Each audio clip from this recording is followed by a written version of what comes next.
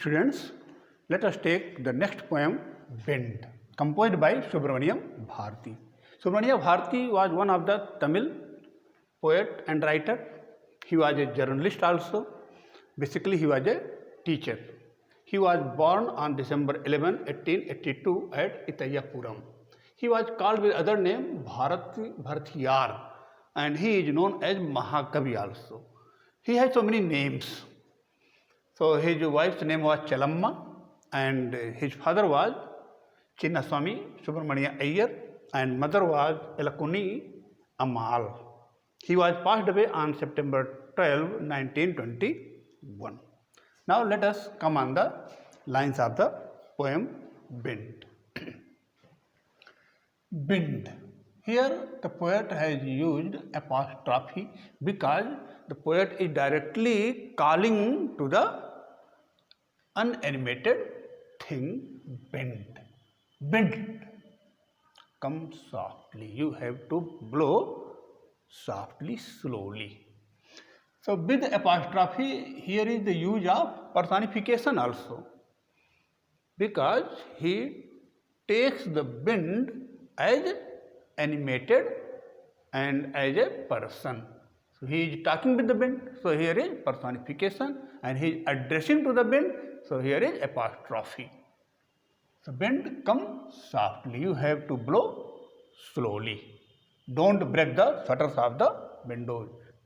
Forbidding him not to break the shutters of the windows, you have to blow softly, slowly, and if you blow strongly, then shutters of the windows can be broken. So you have to blow softly, slowly, and don't break the shutters of the windows. Don't scatter the papers. Papers are kept in the room, and if you blow strongly, then all the papers can be scattered. So you have to blow slowly so that the papers should not thrown away. So don't.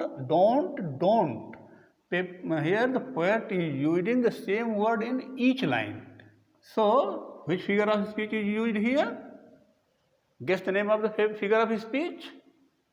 Repetition? No, here is not the use of repetition, because the figure of speech repetition is there where when it is used in the same line, but the same word is used in consecutive lines. So here is anaphora. Which figure of speech is used here? Anaphora. Poet has used the figure of speech anaphora. So don't throw down the books on the shelf. On the shelf there are books. So don't throw them down, don't blow strongly, and if you blow strongly, all the books will be thrown away. So you have to blow softly, slowly. There, look what you did. Questioning to the wind. It is your work. You have to do, you have to see your work.